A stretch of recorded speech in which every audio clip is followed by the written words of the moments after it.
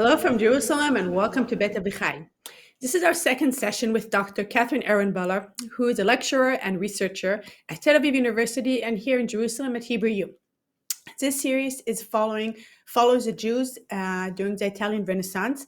And last session was a bit of introduction, and now I think we're ready to go a little deeper. And just a short announcement for those of you who are in Israel, and especially here in Jerusalem, we have a special English event this coming Friday at Kabbalat Shabbat here at the Beit Avichai courtyard. So you're welcome to check out our website and come and join us here in person. And now, after Jerusalem, we're ready to go to Italy. Hi, good evening everyone. Great to be with you.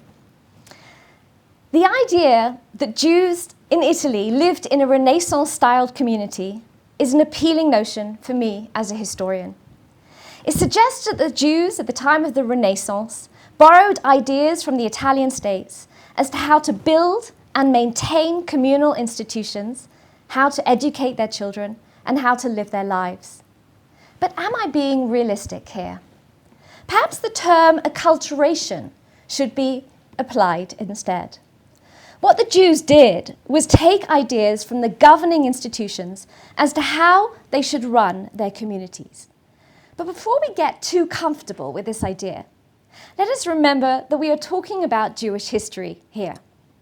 The Jewish community structure was primarily based on the need to ensure Jewish survival as a group and in their collective awareness to perpetuate their social, religious, and ethnic identity.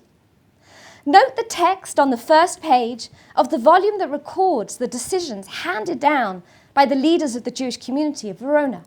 What were they trying to do? Quote, to make provisions for all dangers that may eventually threaten the community and for matters of public utility, as well as for the individual misfortunes to which any member of the community may fall a victim. The order of these three roles was not fortuitous. It was the expression of a scale of priorities. Here were the priorities of the Jewish community: the defense of the group, the promotion of its well-being, and the protection of the individual. And it is clear that around the middle of the 15th century, Jewish communities began to band together, reversing the earlier trend I mentioned last week of dispersion through northern Italy. The community, as it was called by this time, the Communitas Hebreorum, or Universitas Hebreorum, was now an entity recognized by the external Christian authorities. The first mention of a Jewish community or università in Venice and other cities of the Venetian terra firma, the mainland, dates from 1492, and it is mentioned again by legislation in the early 16th century. In addition to the formation of an organ to direct community life, communal organizations imply the presence of a sufficient number of Jews to require a synagogue, a ritual bath, an oven, and a ritual slaughterhouse. Yet what we do see is these Jewish communities copying government-type institutions to run these very communities. The Venetian Jewish communities created their own general assemblies, like those in Venice. We should note that this form of Jewish self-government, characteristic of 16th century Italy, was significantly different from preceding Jewish political systems. Unlike the patron class in Venice, Jewish community members were politically equal in terms of their eligibility for communal service and their decision-making power. The Jewish General Assembly in Rome was ruled by the majority and an executive power of three leaders, the Parnasim or the Fattori, served only 4-month terms. These leaders were also equivalent to the procurators in the Christian communities. And the election of these Parnasim was carried out in exactly the same manner as their Christian neighbors.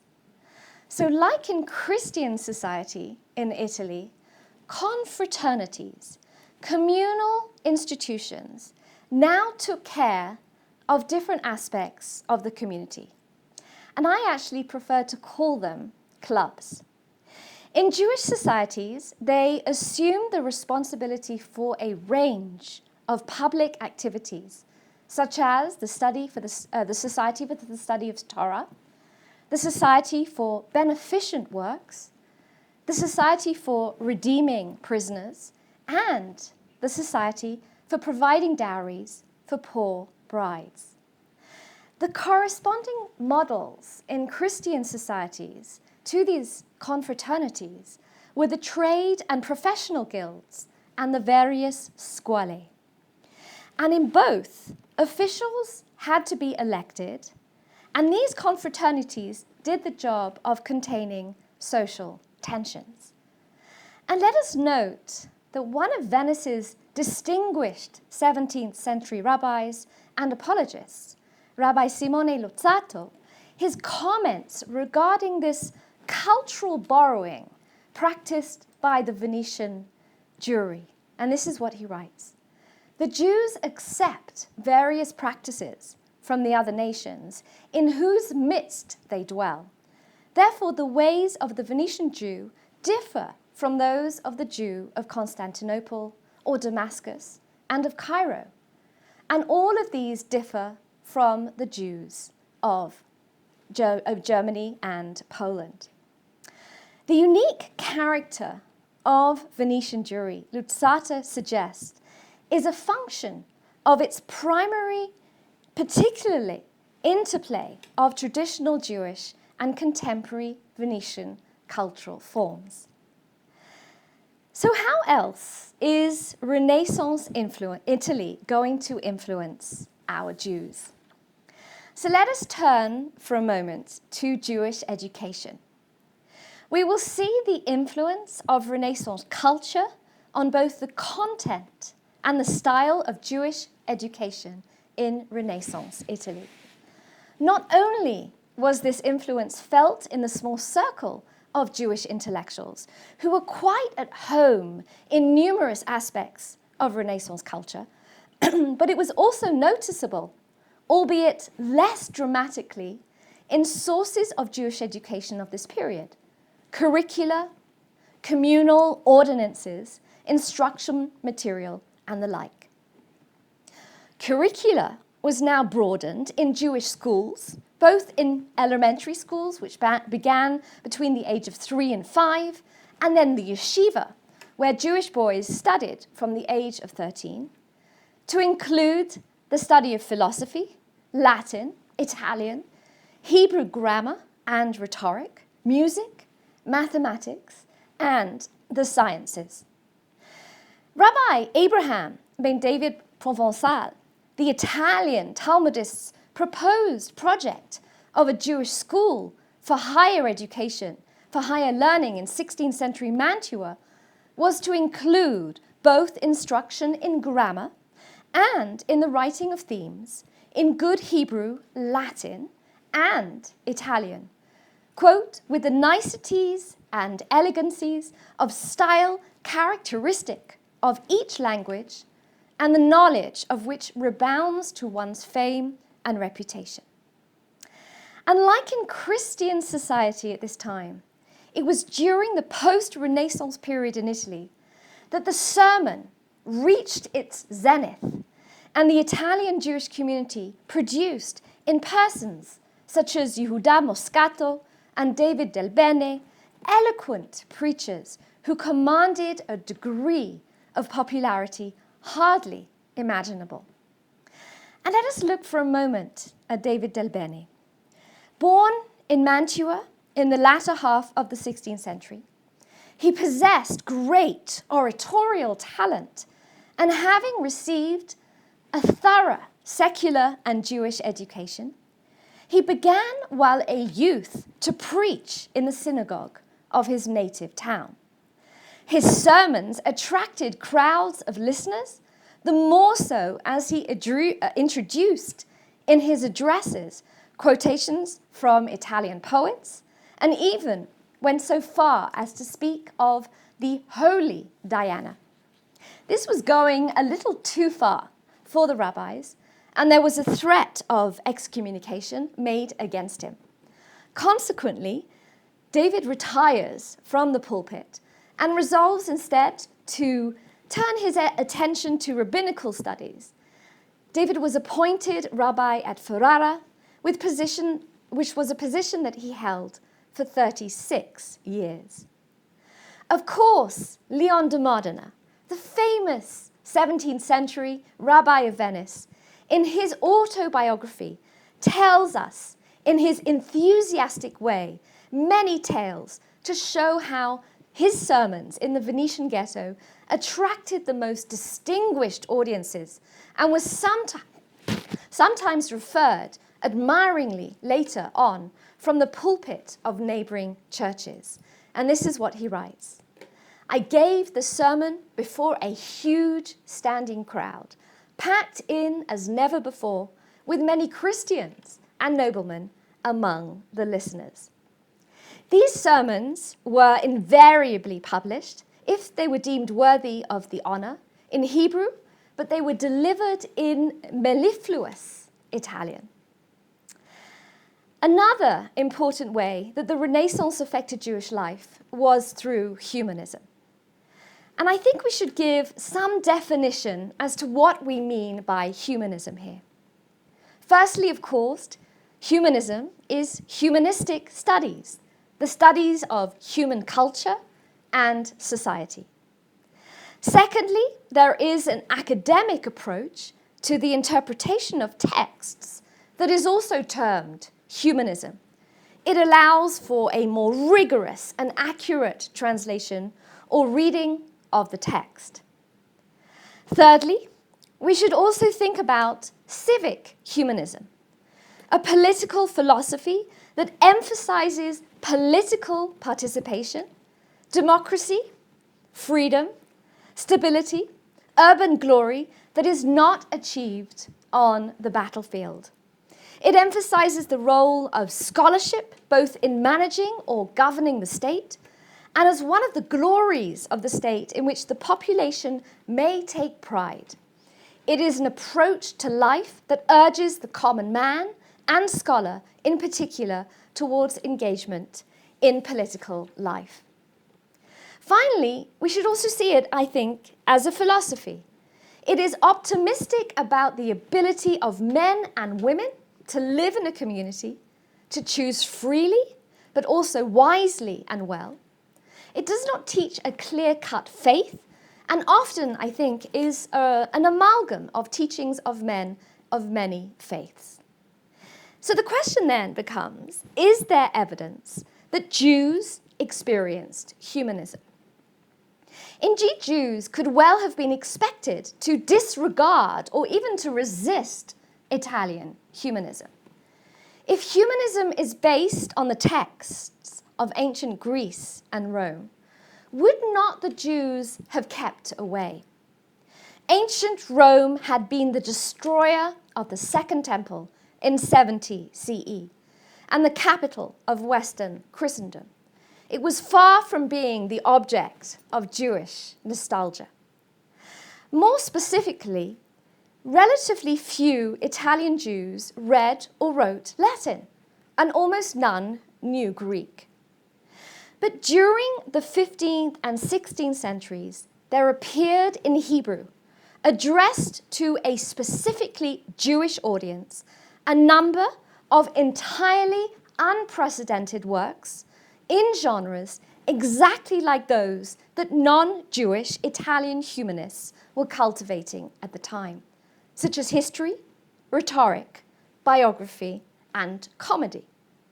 Was this Hebrew literature, then, reflective imitation of what was going on in the rest of Italy? And if so, why? And here we will see that Hebrew writers carefully selected what they adapted and appropriated from humanistic practices and values. Yehuda Abarbanel Leon Hebreo, the son of the famous Spanish leader Isaac ben Yehuda Abarbanel, who pleaded before King Ferdinand of Castilla and Isabella of Aragon not to expel the Jews in 1492. His son, Yehuda, came to Genoa, where he studied in an Italian humanist milieu and probably wrote the first 2 volumes of his Dialoghi d'amore, a dialogue in Italian about love between 2 fictional characters, the male, philo, love, and female, Sophia, knowledge. It can be mistaken for a dialogue on erotic love, but it really is a dialogue on the love of wisdom. This work is remarkable in a Jewish context for its use of Greek myths. Abarbanel was writing in Italian for the enlightenment of Jew and also non-Jew. Another is Judah ben Yechiel, alias Leone di Vitale, or Messer Leon, a physician of high rank, hence the name Messer, because he received a diploma in medicine in his early career, and a teacher. He was active in Padua, in Mantua, and Naples. In his best-known work, a book of Hebrew rhetoric, Sefer Nofet Sufim, the book of the honeycomb's flow, which was printed in Mantua in 1475.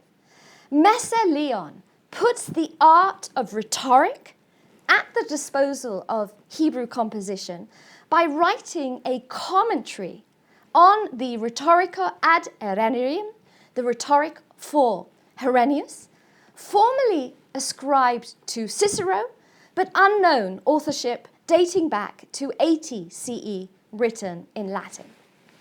And here, Messer Leon illustrates its definitions with passages from the Hebrew Bible. And what Messer Leon does so well here is not allow himself to be led blindly by the new currents, but attempted to synthesize the old with the new and to give the still valuable older content newer and more contemporaneous forms. So Hebrew prose compositions could now be written according to humanist norms, but based on biblical models. And let me give you an example of what he writes about rhetoric in Sefer Nofet Sufim. For when I studied the words of the Torah in the way now common amongst most people, I had no idea that the science of rhetoric or any part of it was included therein. But once I had studied and investigated rhetoric, searched for her as for hidden treasures out of the treatises written by men of nations other than our own, and afterwards came back to see what is said of her in the Torah and the Holy Scriptures, then the eyes of my understanding were opened, and I saw that it is the Torah which was the giver. Between the Torah's pleasing words and stylistic elegancies, and indeed all the statutes and ordinances of rhetoric which are included within the Holy Scriptures, and all of the like that all the other nations possess, the difference is so striking that to compare them is like comparing the hyssop in the wall with the cedar that is in Lebanon. And I marvel how previously the Spirit of the Lord passed me aforetime, so that I did not know her place where it is. The book was the first book of Hebrew literature to have been printed in the author's lifetime, apparently at the author's expense. If we adopt the standard definition of humanism as engaging in studia humanitatis, one of which was certainly rhetoric, Messer Leon was most definitely a humanist. The Sefer Nofet Sufim was studied as a handbook of rhetorical art by Jewish students and helped to inspire the writing of Hebrew rhetorical compositions, letters, and sermons for a number of generations. Messer Leon was trying to combine humanist and Talmud study of Aristotelian rhetoric, and study of Bible. He was busy translating Greek and Latin thought into Hebrew to use within an exclusively Jewish setting. We even have our first Jewish playwright in Renaissance Italy. The author of the first Hebrew play, Yehuda Somo of Mantua, also composed writing primer in Hebrew for Jewish students. Somo wrote about 15 plays, but the one that has survived is called The Comedy of Betrothal, written in Hebrew. The plot of the play is taken from an ancient rabbinic midrash, so the subject of the play is definitely a Jewish source. But the comedic form was taken from foreign practice.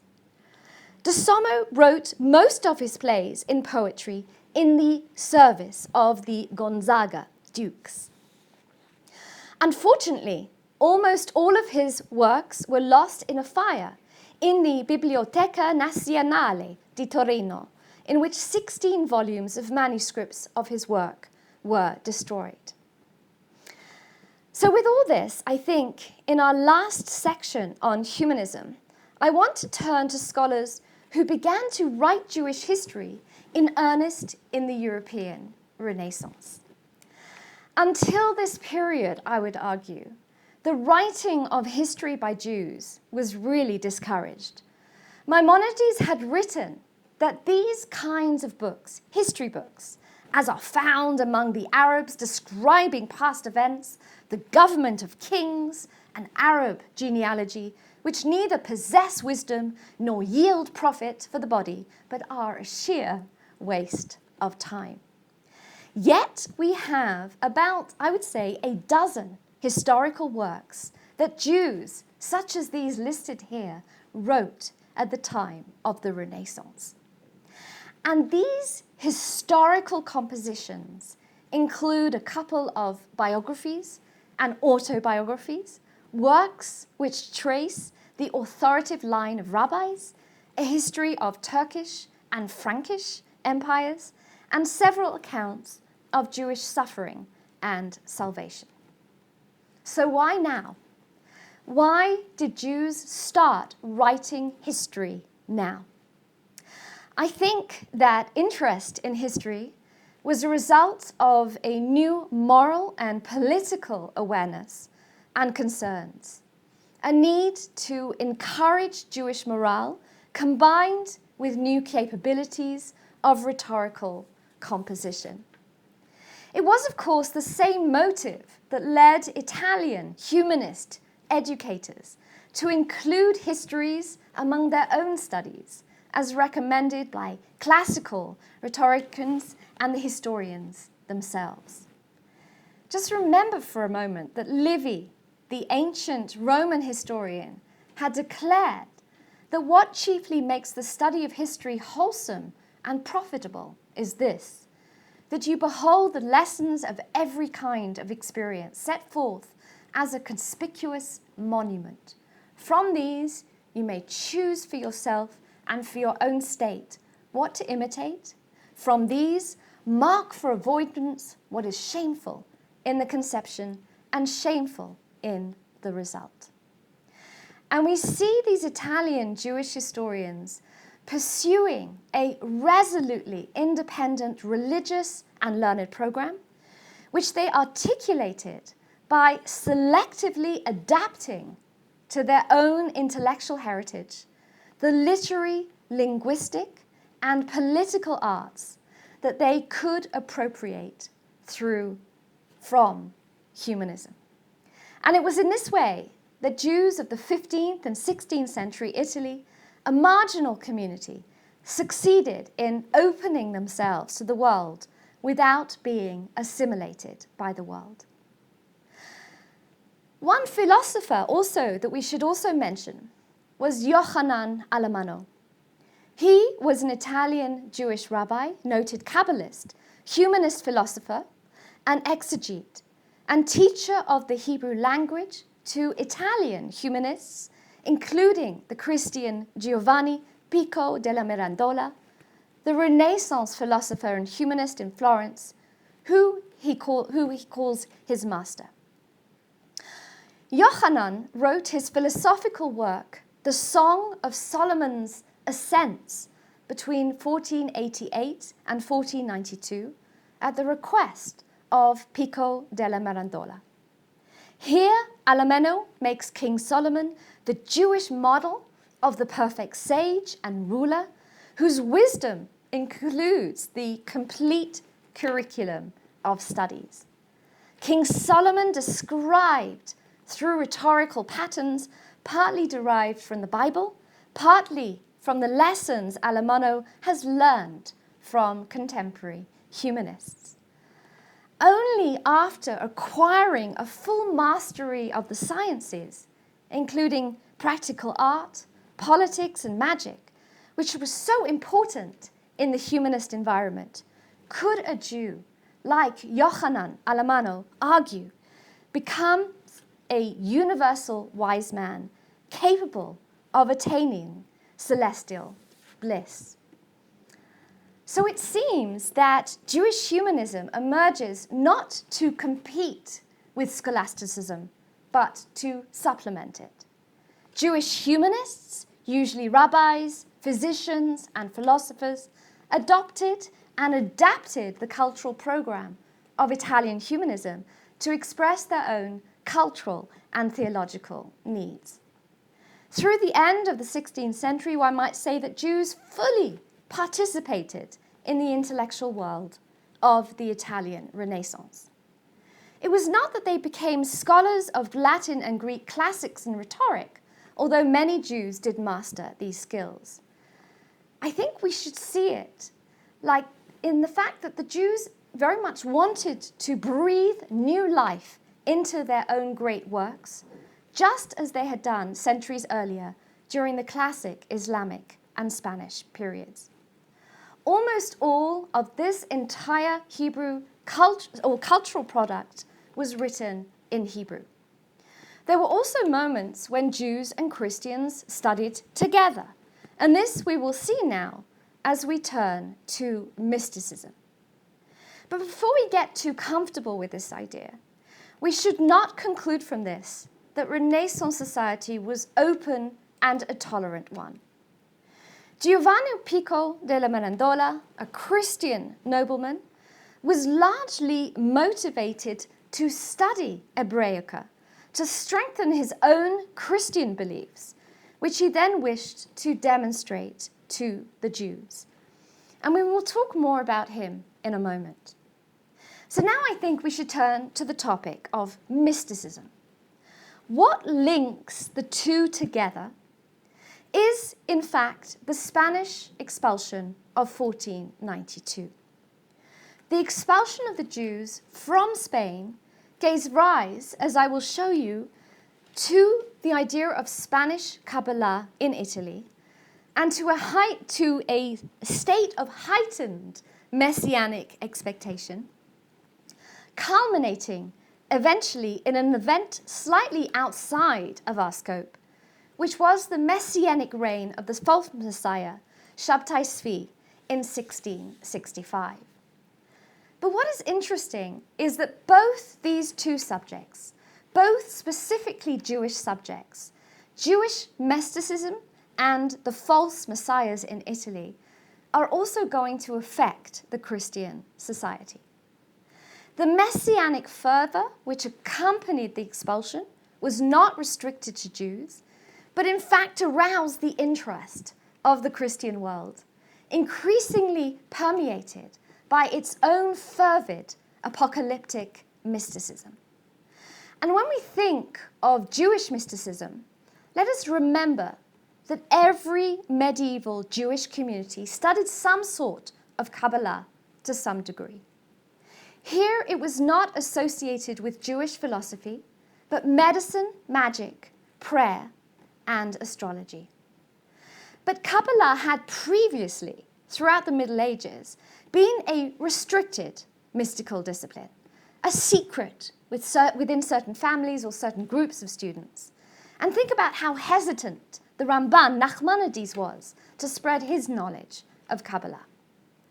The Spanish influence is predominant, but there is a shift as these ideas come across the sea from Spain into Italy.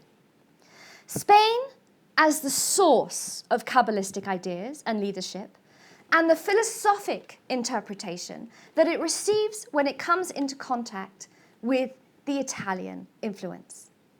And there is something else here.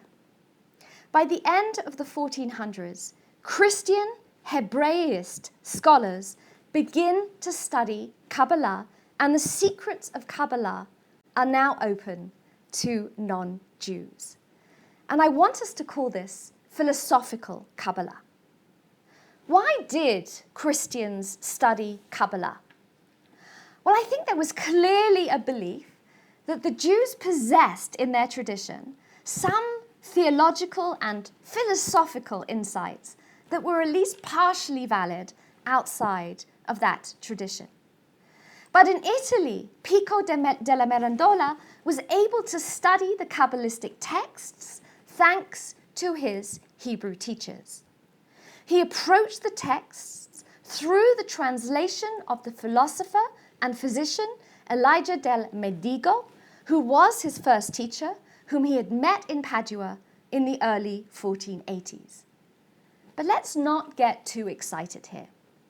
It seems that Pico's most important and influential teacher on the subject of Hebrew, Judaism, and Kabbalah was Gulielmus Maimundus Moncada, a Sicilian Jewish convert to Christianity who was known for his knowledge of Oriental languages as well as for his extravagant disposition and shady personal history. The relationship between Moncada and Pico was more complex than a simple teacher-pupil association. If Pico was to seriously carry on with his philosophical endeavor, Pico needed someone like Mirancoda, someone with an insider knowledge of Jewish and Christian doctrines, as well as of the original languages of Jewish religious texts, who at the same time had no qualms in teaching him subjects that Jews might have recoiled from. He's relying on his convert, Moncada, to teach him things that Jews would not have taught him. So we need to be careful how we understand this relationship between Jewish Kabbalah and its access to Christians. Moncada's translations, in other words, did not allow Pico to access Kabbalah. It was the translations that actively shaped his own Kabbalistic conceptions.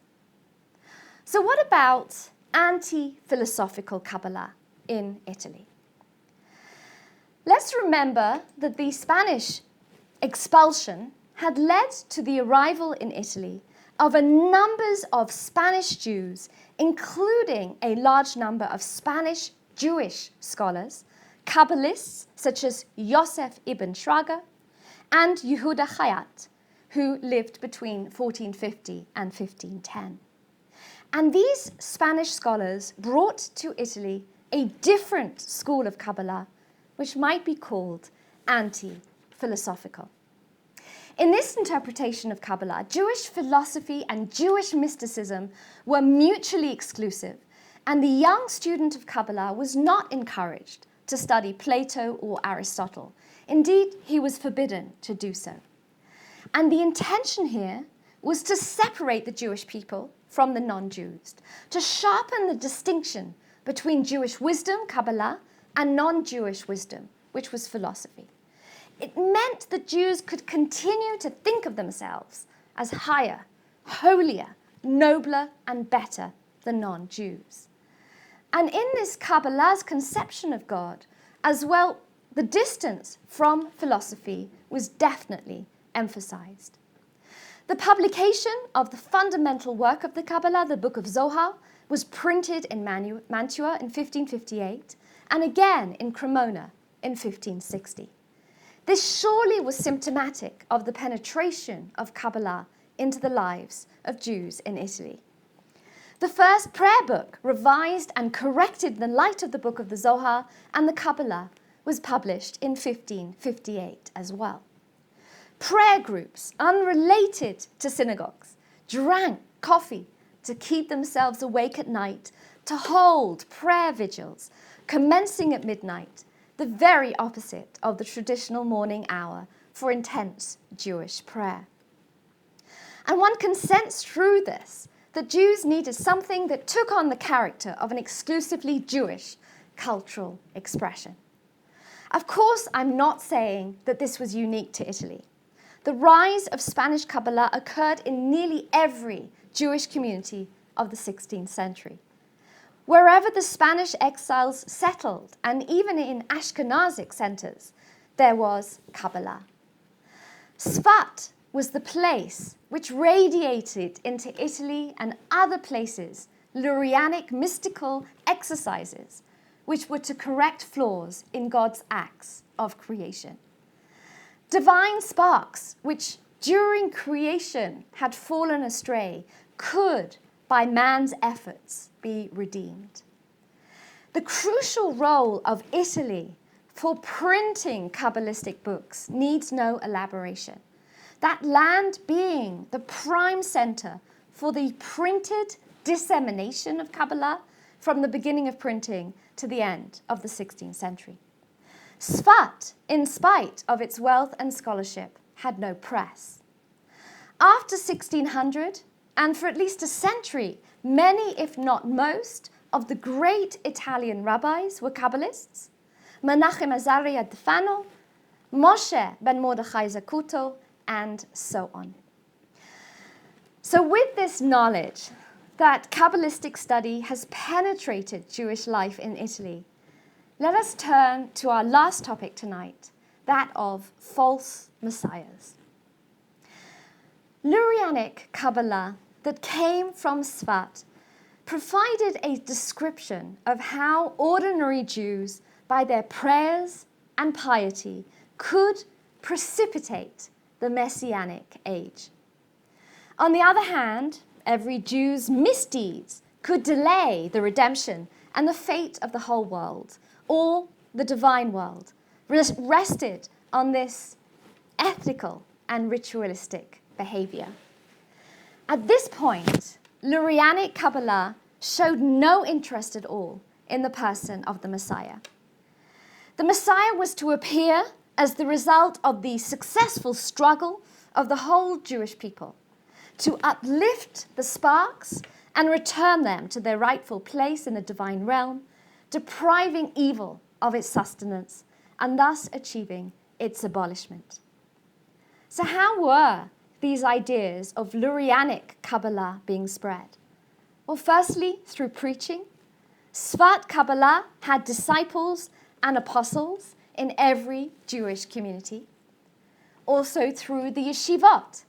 For example, after 1600 and for at least a century, many, if not the most, as I said, of the Italian rabbis were Kabbalists. And then through the proliferation of pious societies and confraternities, which now spread across Europe. So it is clear that the 16th century was evidently fertile soil for adventurers, and it is perhaps surprising that there were not more adventurers than there were. We know of three: Asher Lemlin, David Rubeni, and Shlomo Molcho. We know very little, unfortunately, about Asher Lemlin. He was a German Jew active in the area of Venice around 1502. He predicted that an Ottoman victory against Rome was a necessary precursor to Jews regaining their Holy Land. He stirred up Venice and Capodistria, the modern Slovenia, and prepared the way for outbursts of messianic fervor among Jews. He claimed to have visions, or more likely he did have visions, which he claimed were prophetic. After this, he disappears from the historical record. But things hot up a bit when we look at David Rubeni. David Rubeni disembarked in Venice at the close of 1523. We don't really know if he was an Italian or a Spanish Jew.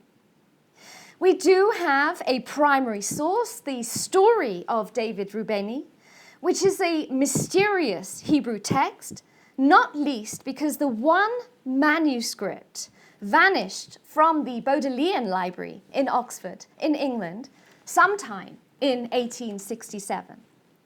All subsequent research has been based on a facsimile that was made by hand with tracing paper. In the 1990s, a reference to Rubeni's diary was found among the records of the Spanish Inquisition in Madrid for the year 1538, but the folder is missing.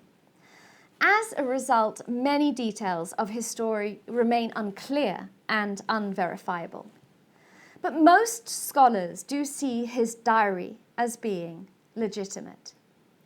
In his diary, he claims to be the brother of King Yosef Rubeni of Habor in Arabia, a kingdom of 300,000 souls, all descendants of the lost Israelite tribes of Gad, Manasseh, and Reuben, hence his name.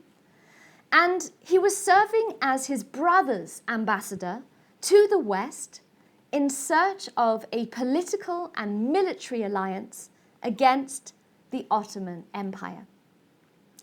It can be deduced from the various versions he offered of his voyage and mission, particularly the one in his diary, that David did in fact arrive from Arabia and that his voyage took him through Nubia, Sudan and Egypt, to Hebron, Jerusalem and Gaza, and finally to Venice.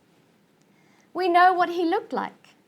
He was black, he was short, thin, his body covered with scars. He spoke fluent Arabic and Hebrew. He must have had tremendous panache and self-confidence because kings are going to take him seriously, and even the Pope. He did not claim that he was the Messiah, but his background was obviously intriguing, and so he created a great deal of interest. He describes himself in his diary.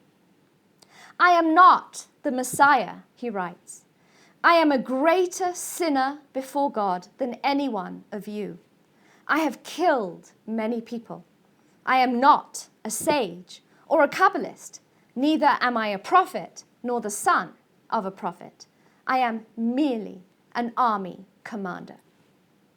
He claimed that the Reubenites had an army, a Jewish army, and he intended to forge relationships with Christian rulers against the Ottomans in exchange for weapons.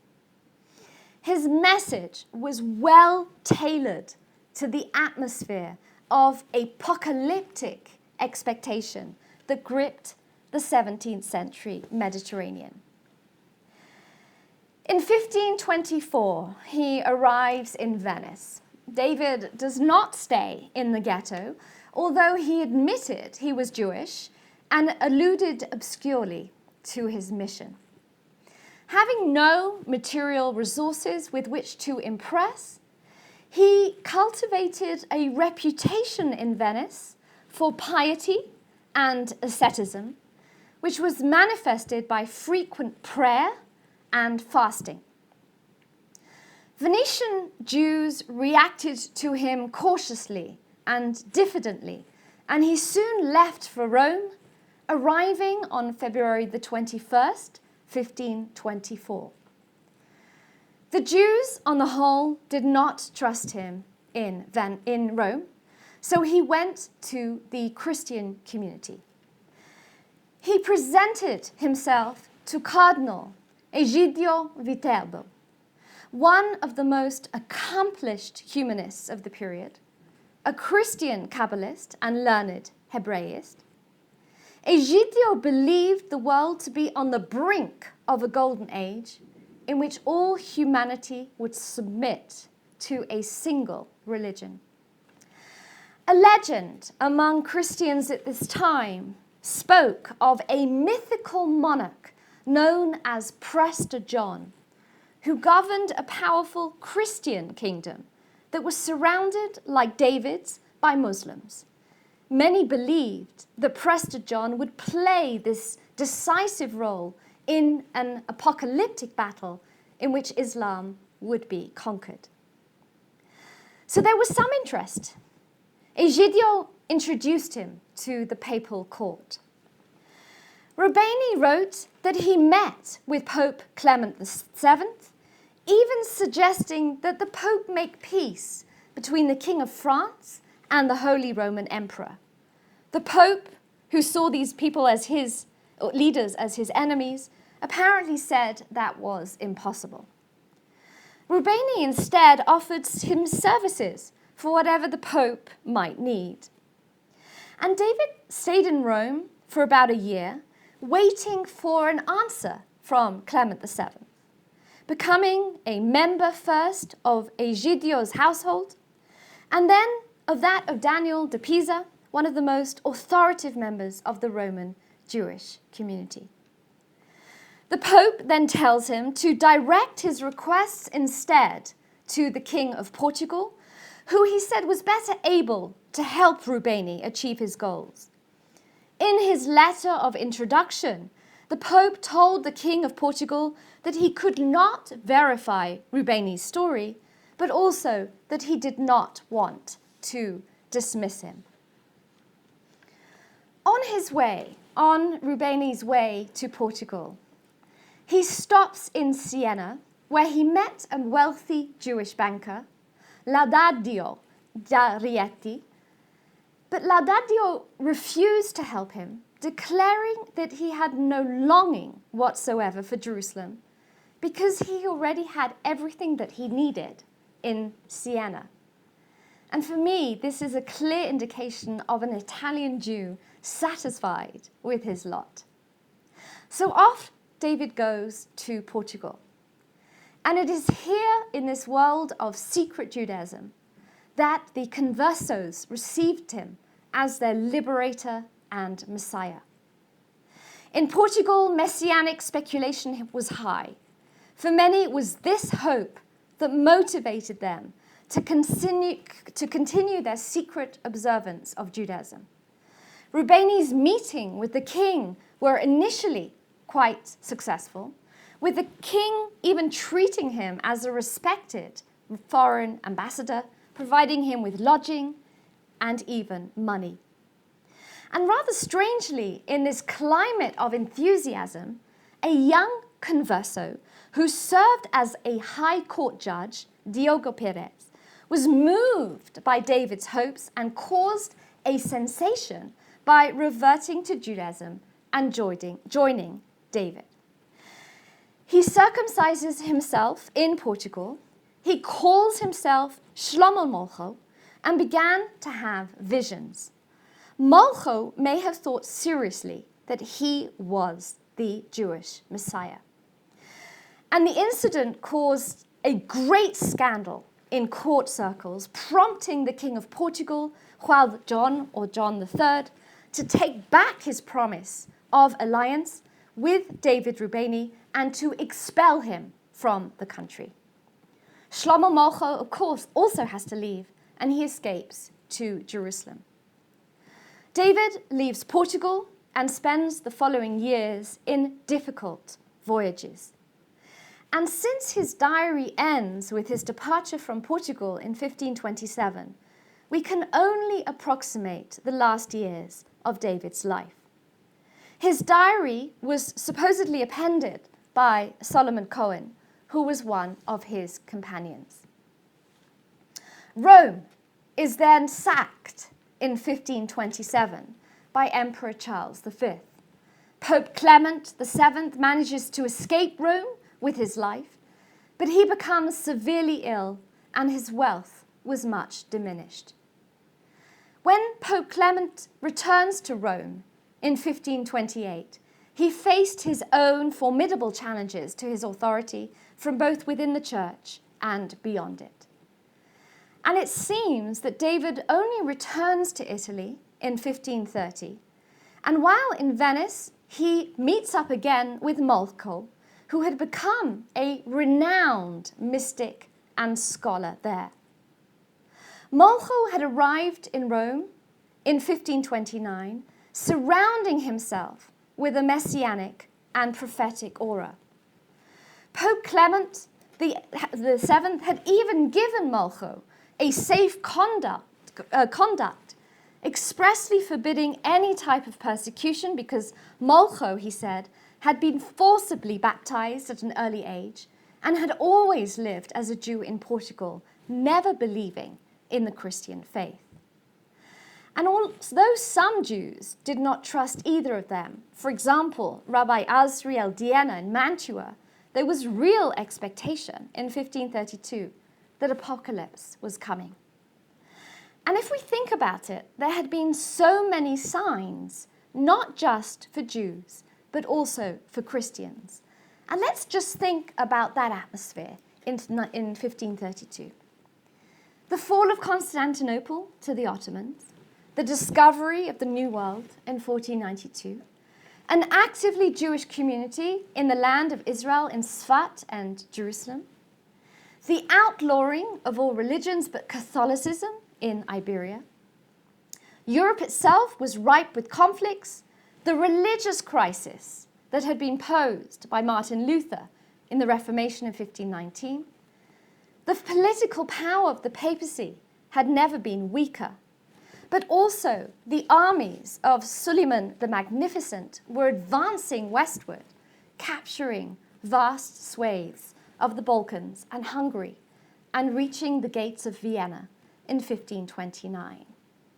So these tumultuous times led many Jews and Christians to interpret such events as harbingers of the apocalypse.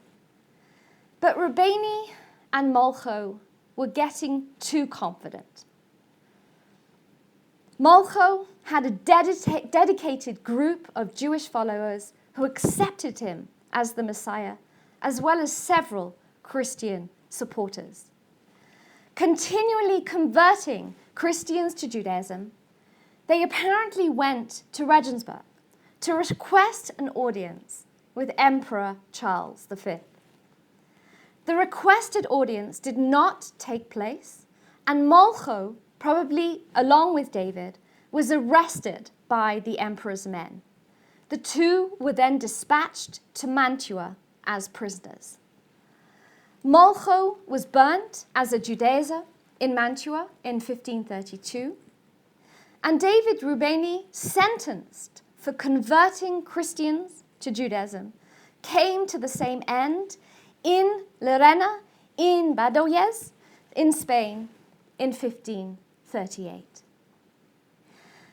Looking back at David Rebeinu's initial appearance and his end at the stake, it seems clear to me that this adventurer's career seems symptomatic of the chasm between the Italian Jewish communities and the Jews of the Iberian world, with its heightened tensions. Italian Jews were not convinced of any of these messiahs, but the story of Rebbeinu and Molcho show a specific cultural context that included the kind of mingling of Jewish and Christian cultures that must be considered a specific characteristic of the Renaissance world. I also think that the Jews of Italy got the point. So how should we conclude our session today?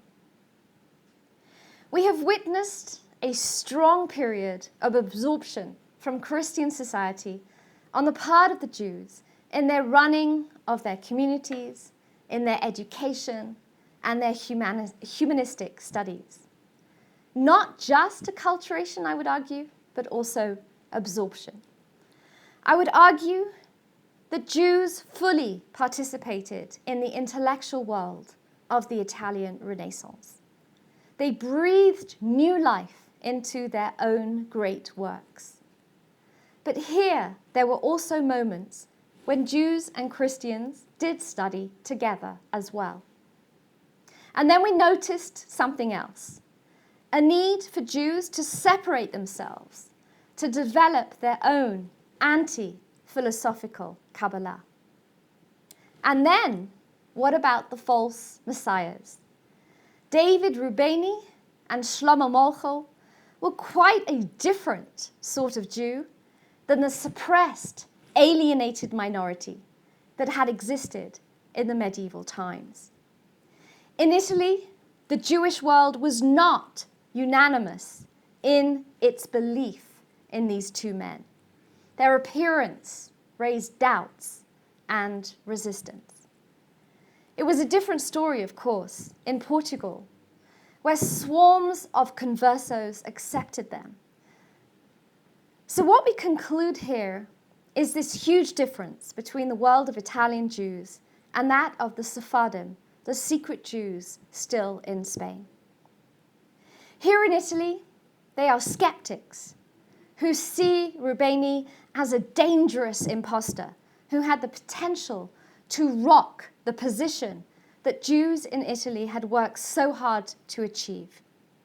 This was unacceptable to our Jews of the Italian Renaissance. Thank you.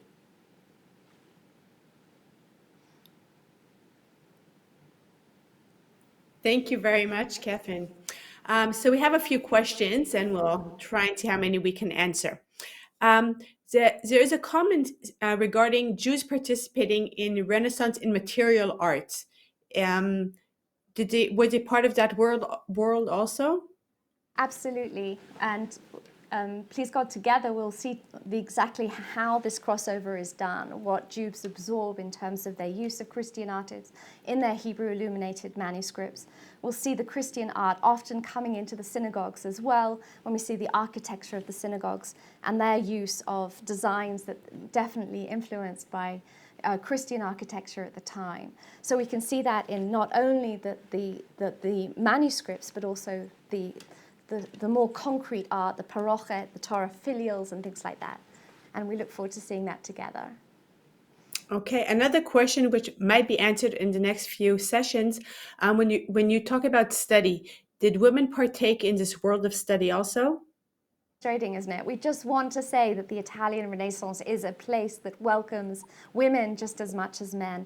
But no, they didn't go to primary schools, they didn't go to yeshivot. But we will see a certain amount of spiritual practice. We will see books that allow for women to participate more. We'll see even the beginning of a women's gallery in certain Italian synagogues. So we have to be careful how we understand the women, the Jewish women, having a revolution as well in terms of the Renaissance. And one thing that I think is very important to think about as well, and this I really encourage those who are on this journey with me, let's think about what's happening also with non-Jewish women in Italy, because that's really what we're trying to think about. How do the two, what do they take from each other and what do they do separately? And that's really a question that I would like to really pose at this point, meaning, are it non-Jewish Italian women supposed to have had a revolution or some sort of cultural movement of their own that is somehow reflected in Renaissance Italy? And therefore the question then will be turned to Jewish women as well. So we will definitely study that together. Great. There was this is a question from earlier on when you were speaking about Provenzale's proposal of a Jewish university, and pardon my Italian. Was the main goal not to allow Jewish students to attend? Was the proposal in order to separate Jews from non-Jewish schools, or was it to enable the Jewish students to study? It's a great question. I'm sorry if I didn't make that clear. There is no way that Jews and Christians are studying together. Jews are having their own schools. Sometimes, if they're wealthy enough, families will bring in tutors to teach the children in their home. Sometimes that will involve bringing poorer children into the home so that they too can participate and learn with a tutor. Other places in Italy will have actual institutions that will allow boys to go to school. Jews and Christians are not in any way learning together in the education system. What I try to show you is that we do find, just Pico della Mirandola is a wonderful example of that, when Jews and Christians will study Hebraic text together, and then that way that is the only way that they come together. Now, I just want to say something else, which I think is interesting, and this relates back to my whole question of doctoring and physicians. In terms of how Jews study the whole question of medicine, we know that this isn't something that really comes down from father to son. But David Ruderman has done some wonderful research on Jews actually participating in the University of Padua medical school. So we see actually Jews going to a Christian university, even though they live separately and they had to pay higher fees. We do see Jews participating in that. And I think that that's important because that also gives a sense that there is some exposure here to Jews actually, learning in a Christian institution and partaking there as well. But it's only medicine, so let's not get too excited. No, okay, so we won't get excited. Thank you very much, Katherine. This was a fascinating lecture, and we're looking forward to the next sessions. Thank you, everyone, for joining us. I know this question arises many times. The lecture will be uploaded to our website, and anyone who's signed up will get the link to it by email, and you can always check out our website and follow anything you might have missed out. Thank you very much, and we hope you join us for our next session.